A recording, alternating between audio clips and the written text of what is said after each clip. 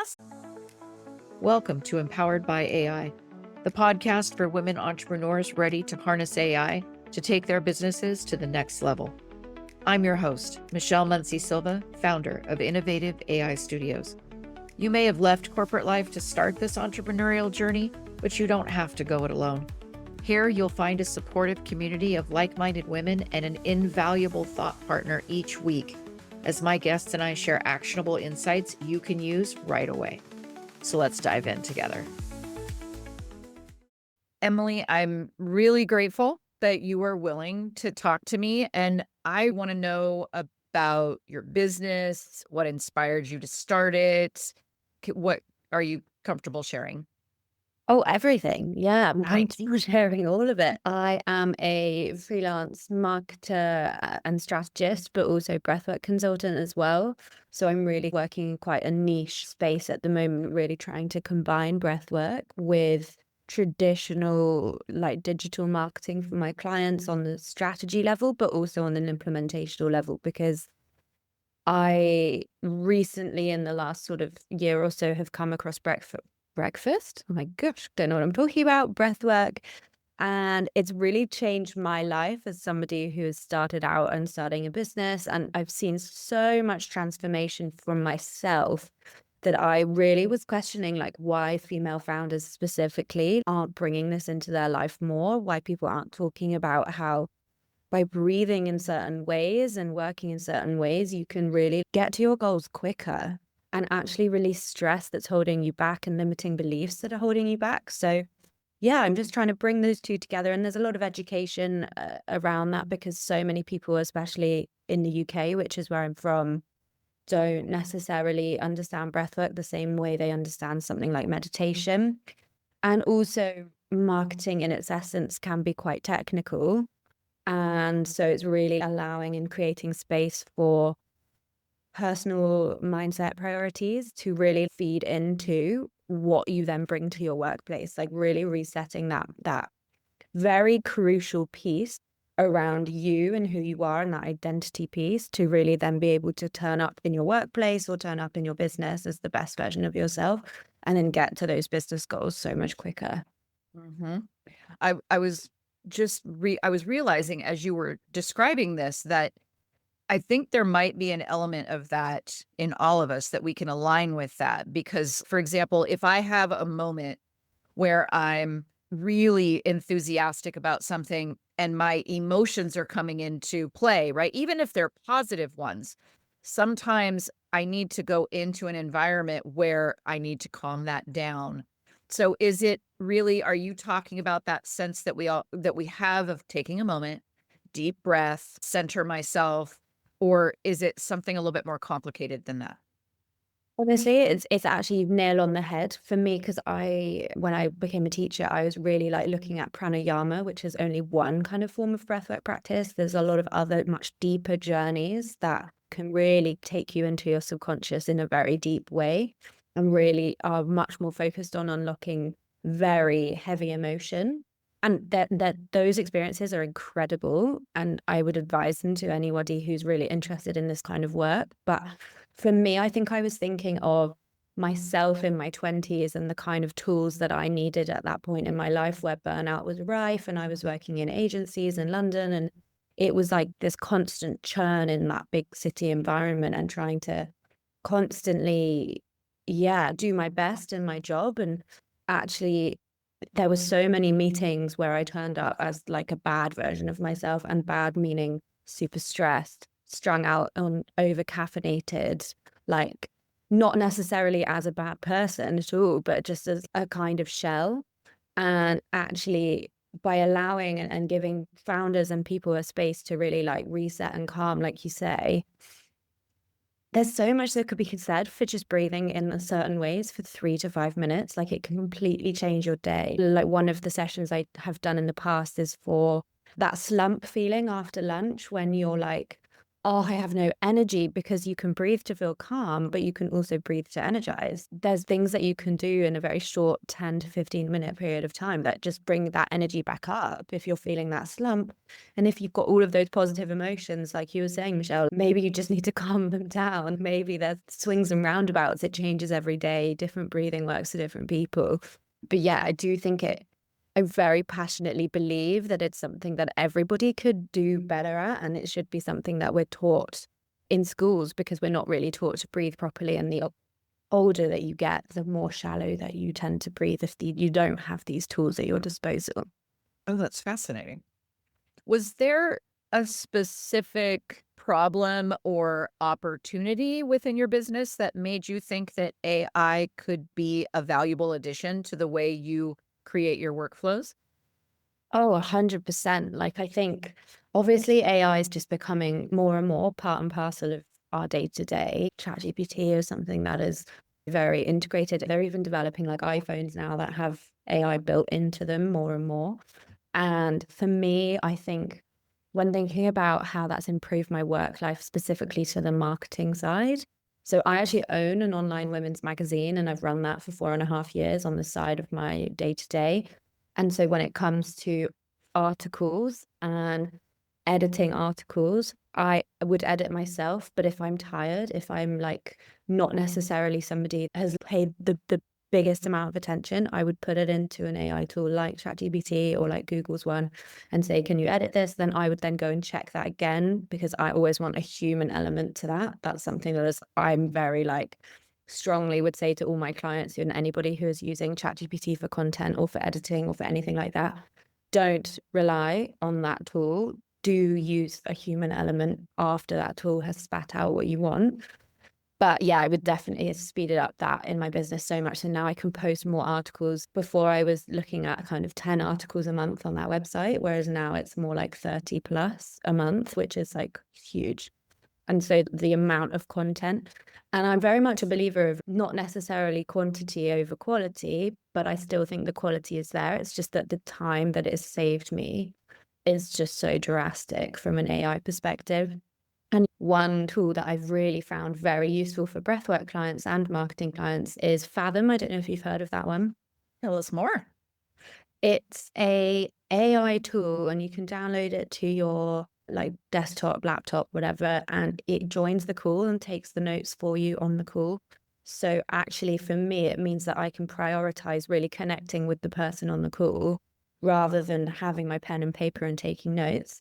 And then it records the call as well. And then you get a little summary with all the bullet points at the end via email. And you can choose whether that goes to the other person as well, or whether that just goes to you. I like to make it just come to me so that I can then go to my point earlier and human sense check that and make sure that the right points are being brought out. But my goodness, that saves me so much time, and I find that so valuable. I can see why. Was there a process for you? I know a lot of people struggle with a lot of people reference AI as like drinking out of a fire hose, right? Because it's just overwhelming how many options we all have.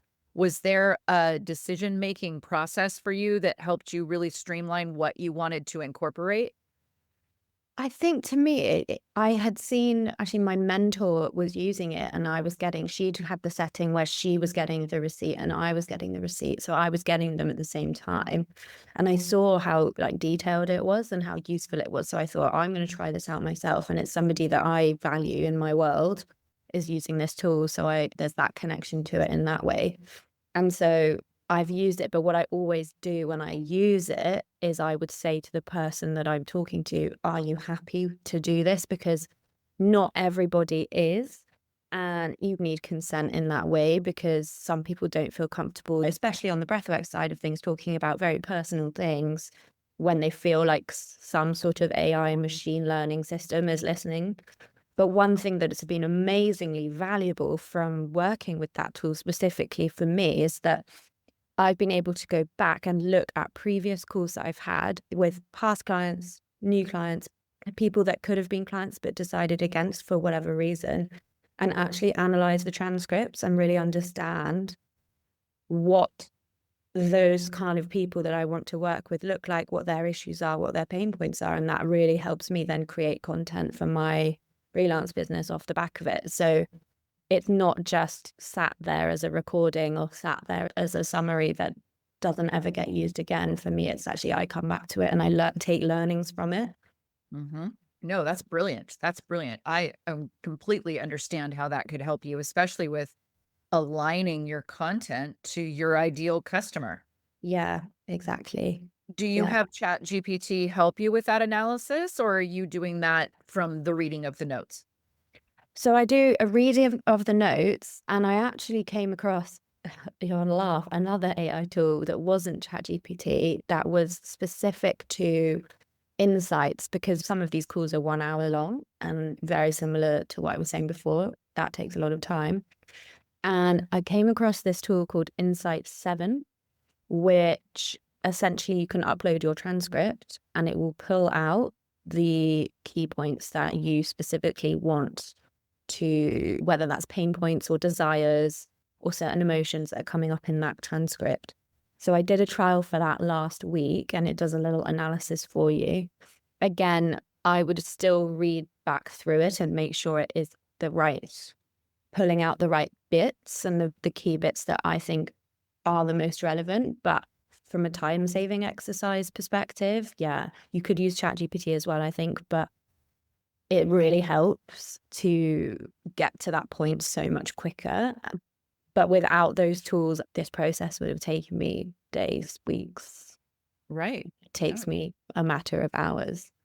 I love it. Yeah, you can see how that would be a complete time save. All right. So I'm hearing a lot of successes, and I'm wondering if there have been any challenges or unexpected difficulties as you explore these tools, as you adopt them. I think the challenges is, I think with Insight 7, it gives you a top line. It doesn't go as granular as I would like, as somebody who really like wants to learn more about my ideal client and my ideal customer, to keep creating that really relevant content for them.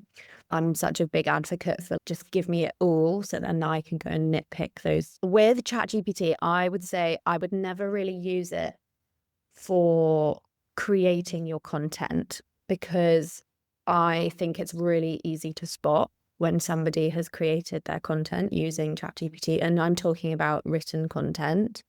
I think it's super easy to spot. And what I really talk to when I speak to my kind of marketing coaching clients is, if you're using ChatGPT to write your content for you aren't necessarily showing up as that empowered version of yourself, like that future version of yourself that's getting everything that you want and everything that you desire. Because people can, I might sound a little hippy dippy when I say this, but there's an energetic feeling that somebody's going to know on an unconscious level. And like I say, I feel like I can spot it usually, because it's a little bit more generic. It's not necessarily written in the same tone as someone would be speaking, and it doesn't land and resonate in the same way. Whereas if somebody is actually using it to find themes and then writing based on those themes, I think that's a really great way to use it from a content creation perspective. But you have to be you, and whatever that you version of you is in your business. If you're not showing up as them and writing and creating your content as them and as that desired goal future you that has all of the success, all of the sales, all of everything, I just think people can read through it in an unconscious way. Mhm. No, that's possible. Yeah, there are certain phrases I know a friend of mine has said. She actually created a PDF, words that ChatGPT has ruined for me. Phrases ChatGPT has ruined for me. And I'm like, that's brilliant. Love I love that. it because Yeah. so true. You read through it and you're like, oh yeah, I've seen that a time or two. Yeah, and do you know what? I've tried and tested it, and the time, because I was curious myself, right? Like I've tried launching products with completely ChatGPT written stuff, and they just don't resonate in the same way, and you don't get the same response.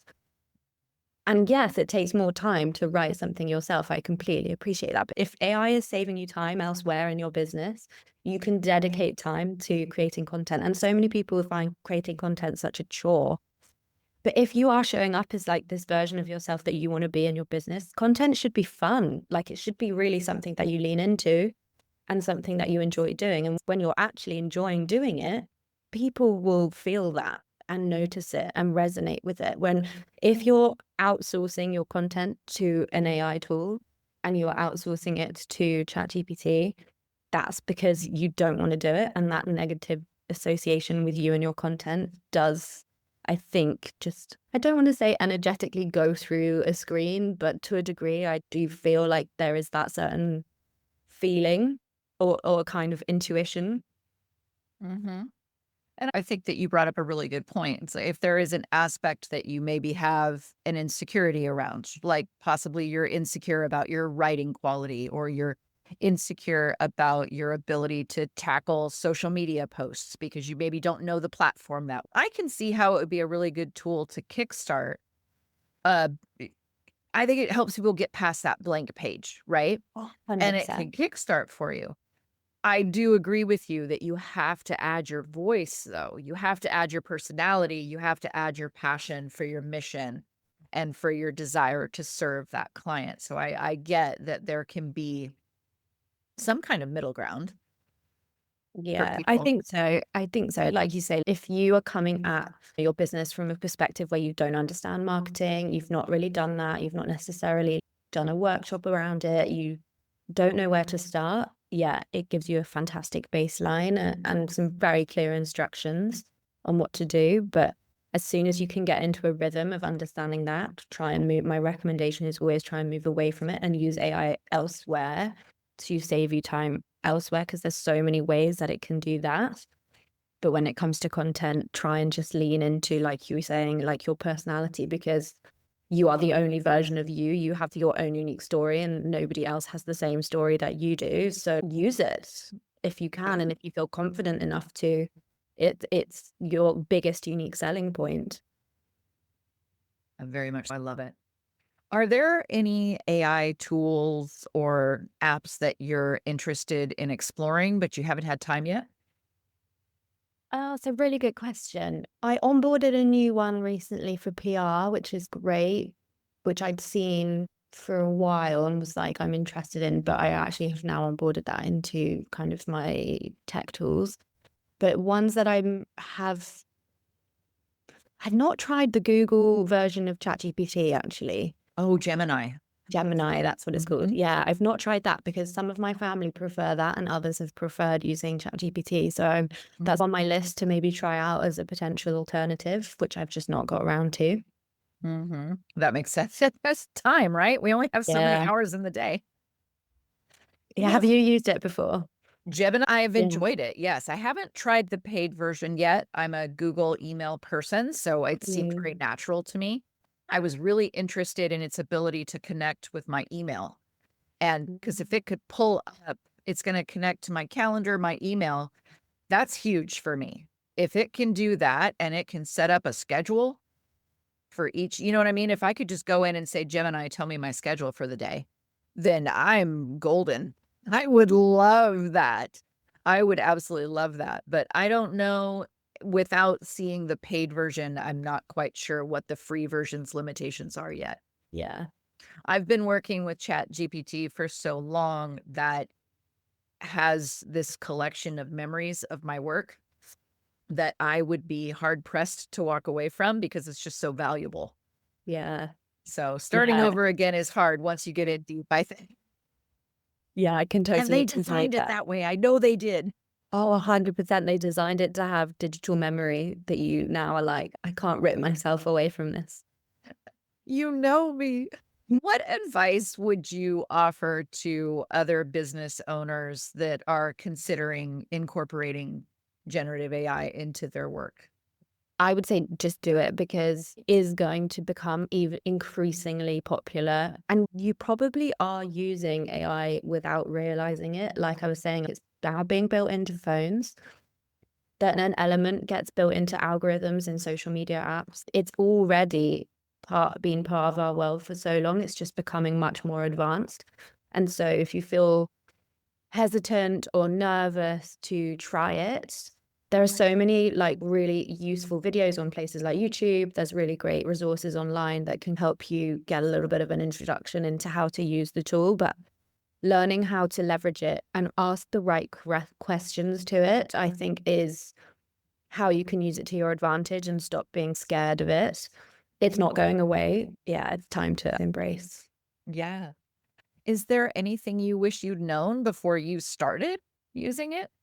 I think how to ask the right questions, because the deeper the question that you ask ChatGPT or whatever AI tool you use, the better and more related the answer will be. If I'm asking it to edit a piece of content for me, I say, please act as an editor for a very high profile newspaper or magazine, depending on what it is, who is very clued up in this particular subject.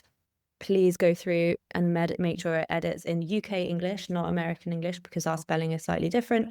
And give me any other recommendations and tweaks that you think that this could use, or whatever, but a very long prompt, because the more specific you are, the better you guide it. No, that's priceless. I agree with you hugely that there's context that has to be provided. It needs to have an identity. It needs to have parameters. It needs to have context. I think that's vital. Yeah, 100%. Because I just think sometimes the answers then become really generic if you don't do that, if you don't understand how to do that.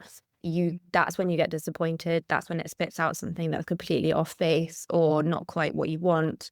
So it is really working with the tool to get what you need out of it, and the more specific you can be in those parameters, the better. Well, Emily, I'm hugely appreciative of everything you've shared with us today. Thank you so much for giving us your time. You're so welcome. I love it. I really embraced AI quite a lot in the last year. It's nice to talk about it with someone who knows way more about it than I do. If someone does want to reach out to you and if we can help them connect with your business, where are we going to send them to? I can send website links. I have an Instagram @_EMNCO, which is where I have all my marketing and breathwork content.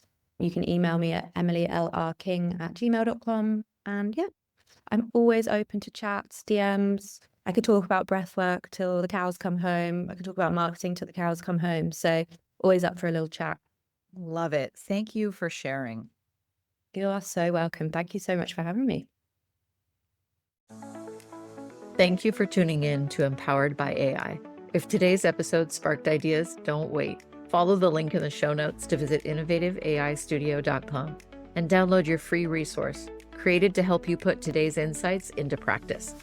Be sure to subscribe so you don't miss out on future episodes packed with more tips, tools, and inspiring stories. Until next time, stay empowered and keep innovating.